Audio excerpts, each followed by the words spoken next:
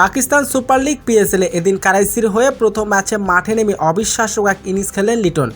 মাঠে নেমে এদিন শুরু করে দেন 4 ছক্কার তাণ্ডব। কারাইসির হয়ে মাঠে নেমে এদিন 30 বলে 100 রানের অবিশ্বাস্য এক ইনিংস খেলেছেন এই ওপেনার।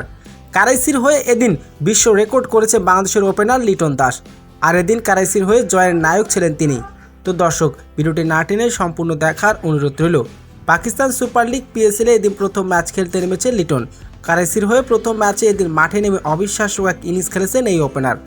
পাকিস্তান সুপার লিগ পিএসএলের এদিন প্রথম ম্যাচে গ্ল্যাডিয়েটর্সের বিপক্ষে খেলতে নেমেছে লিটনের দল।